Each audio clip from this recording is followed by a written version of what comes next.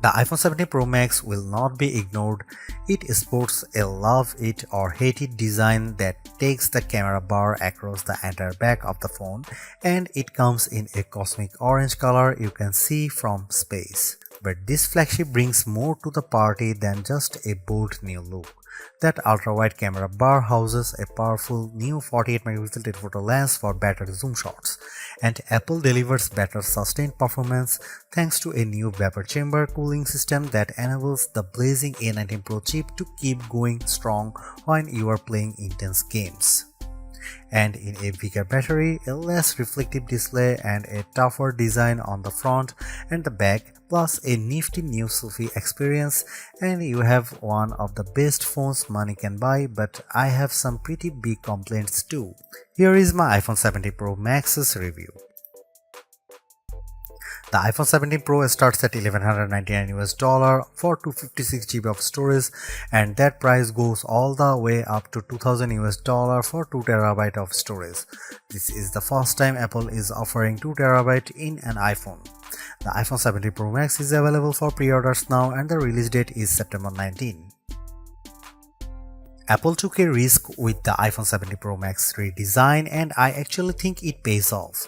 What was just a camera bump in the top left corner is now a mammoth camera bar that Apple calls the Plateau. Some may not like it, but to me it actually feels more pro. And this area houses more components than before, so Apple could give the Pro Max a larger battery. Apple also ditched the titanium band for an aluminum unibody design because aluminum is lighter and 20x more thermally conductive, and that means the iPhone 17 Pro Max should feel cooler in your hand. The rounded edges of the phone have a soft touch feel to them, making the phone less slippery to hold than the iPhone 16 Pro Max. The iPhone 17 Pro Max is made tougher too.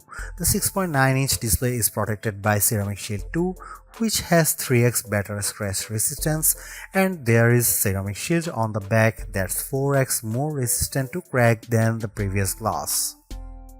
The Ceramic Shield back gives the Pro Max a two-tone design, which I really like, and it's more pronounced on the Cosmic Orange model than the Deep Blue model I tested. And you can also choose silver, but Apple oddly omitted black from this year's color options. Unfortunately, the iPhone 17 Pro Max is thicker and heavier than the iPhone 16 Pro Max. It measures 6.43 by 3.07 by 0.34 inches and weighs 8.22 ounces compared to 6.42 by 3.06 by 0.32 inches and 7.99 ounces. By comparison, the Galaxy S25 Ultra is 6.41 by 3.06 by 0.32 inches and just 7.69 ounces. The new iPhone 17 Pro Max is ready for bright sunny days thanks to a brighter 6.9-inch OLED panel that's rated for 3000 nits of peak brightness, up from 2000 on the 16 Pro Max. There is also an improved anti-reflection layer, which means you'll get less glare on the panel when you are watching movies or surfing the web. When I held the iPhone 17 Pro Max or 16 Pro Max in my hand and turned the phones in direct sunlight, I noticed less reflections on the newer iPhone. When I put the iPhone 17 Pro Max next to my S25 Ultra to play one battle after another trailer, Samsung's phone looked a bit brighter but suffered from slightly more glare. In our test, the iPhone 17 Pro Max reached a slightly higher 1899 nits compared to the Samsung's 1860, but the Pixel 10 Pro XL blew them both away with 2555 nits. The iPhone 17 Pro Max also fell behind the Galaxy and Pixel in color reproduction, reaching just 77.6% in the DCI-3 color space test. And its colors aren't as accurate as what you would get on either S25 Ultra or Pixel 10 Pro XL.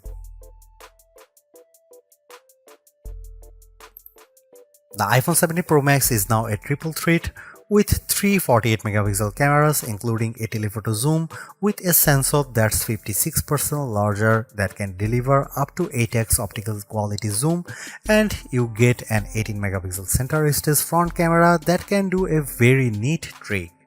Here are some camera samples of the iPhone 17 Pro Max.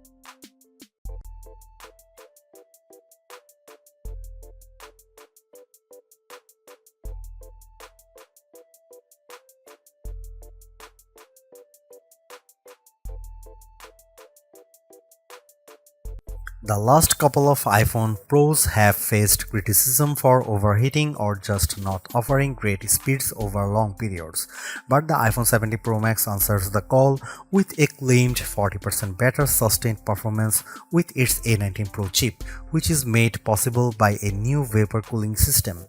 The A19 Pro packs a 6-core CPU and 6-core GPU, complete with neural accelerators for each core. The idea is to give you better performance when doing things like generating AI images. Sure enough, I found that Image Playground generated images 3 to 4 seconds faster on the iPhone 70 Pro Max versus 16 Pro Max. The iPhone 70 Pro Max flies through demanding games like Destiny Rising. The action remained fluid with multiple enemies on screen, and the graphics and lighting effects look stunning. On Geekbench, which measures overall performance, the iPhone 70 Pro Max beat the Samsung Galaxy S25 Ultra on the single and multi-core portions of the test. The new iPhone also finished our video transcoding test 30 seconds faster than Samsung's device. Most impressively, the iPhone 70 Pro Max beat the S25 Ultra in our graphic testing.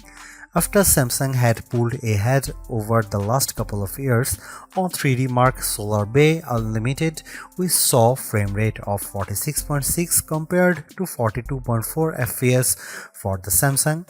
That's a big jump from 28.1 FPS for the iPhone 16 Pro Max. But what about sustained performance? The iPhone 70 Pro Max uses a vapor chamber cooling system that is designed to minimize heat and keep it away from the key components. To test sustained performance, we ran the 3D Mark Wildlife Extreme Stress Test, which includes 20 runs of the same demanding graphic test. And then we ran it again to see the results after 40 minutes. The iPhone 70 Pro Max turned in a stability score of 68.4%, which is 16 points higher than the Galaxy S25 Ultra. The new iPhone also outperformed the iPhone 16 Pro Max, though we strangely saw a bigger delta after the first 20 minutes. We also measured the temperature of the phones using a laser thermometer, and the iPhone 70 Pro Max and S25 Ultra were about the same. The iPhone 70 Pro Max promises to deliver the longest battery life in a phone, and our first round of testing seems to back up the claim. After streaming a YouTube video for 5 hours at 50% screen brightness at over Wi-Fi, the iPhone 70 Pro Max was at 88% battery. That's better than the iPhone 16 Pro 80% and the way better than the Galaxy S25 Ultra, which was 75%. On our battery test, which involves web surfing at 150 nits of screen brightness, the iPhone 70 Pro Max lasted an epic 17 hours and 54 minutes.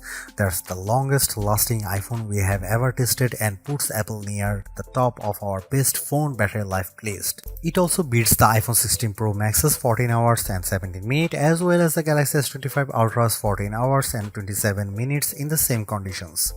The iPhone 70 Pro Max is rated to get 50% charge in 20 minutes with Apple's new 40-watt charger, and in our testing we did see an improvement. The phone got 64% in 30 minutes, better than the 55% for the iPhone 16 Pro Max. The wireless charging speeds via MagSafe remain at the same at 25 watt with a 30-watt adapter. At iOS 26, Apple's new software update has plenty of upgrades including a sleek liquid glass design, but I am more impressed with features that make your life easier, such as call screening and hold assist in the phone app. I also like that iOS 26 is more personal. You can set custom backgrounds in the Message app as well as send polls to family and friends. In terms of Apple Intelligence, Visual Intelligence gets an upgrade as you can now ask questions about whatever's on your screen. You can either search via Google or ask questions via ChatGPT. However, Apple is behind Gemini Live here as Google's AI can analyze your screen live and you can ask Google's Assistant questions in real time. With Apple, you have to take a screenshot first and Siri doesn't answer you, ChatGPT does via text. There's other noteworthy Apple Intelligence upgrades including live translation in messages, phone and FaceTime, smarter shortcuts and a more capable image playground now with better support for expressions and better ChatGPT integration. Overall, too, without the new full-fledged Siri on board, which is not coming until 2026, the iPhone 70 Pro Max lacks the true wow AI feature. Some good examples are cross-app actions on the S25 Ultra and being able to make edits or photos using just your voice on the Pixel 10 series. Some might be wondering if the iPhone Air is for them given that Apple's two phones not that far away in price. There are some benefits from going with the $999 Air. At just 5.64mm thick, it's way thinner than the iPhone 17 Pro Max and the Air is much lighter too at 5.8 ounces versus 8.2 ounces. For me, it's the difference between being able to easily slip a phone in your front pocket versus chucking it in your back pocket. The Air's display is pretty great too at 6.5 inches and the same rated brightness as the iPhone 17 Pro Max, although the Pro Max offers a more expansive 6.9 inches. The reasons to go for the Pro Max are more cameras. You get a true telephoto camera and an ultra-wide camera that can also do macros. The Air can't do that. Plus the iPhone 17 Pro Max lasted more than 5 hours longer on our battery test, and even though the iPhone Air has a similar A19 Pro chip, it offers one less GPU core and you will get worse sustained performance without vapor chamber cooling. The iPhone 70 Pro Max is the phone to get it if you love iOS and you want a big screen and the longest battery life possible. The iPhone 17 Pro is also great too if you prefer a design that's more compact. I would personally not upgrade if you have an iPhone 15 Pro Max or iPhone 16 Pro Max. The enhancements aren't compelling enough, but if you are coming from an older iPhone 14 Pro Max, I could definitely recommend stepping up to the new iPhone. You will enjoy a larger and brighter 6.9-inch display on Apple's newer phone, considerably faster performance, a tougher design, longer battery life, a better and smarter center stage front camera and other perks like audio mix for your videos. And even though there is no true killer Apple Intelligence feature yet, the iPhone 70 Pro Max is in line to get the new and improved Siri when it's finally ready. Is the iPhone 70 Pro Max the best phone overall? I would argue that the Galaxy S25 Ultra is better in some ways, including its AI features and zoom cameras, but if you are in the Apple ecosystem, the iPhone 70 Pro Max will make you happy, extra large camera bar and all.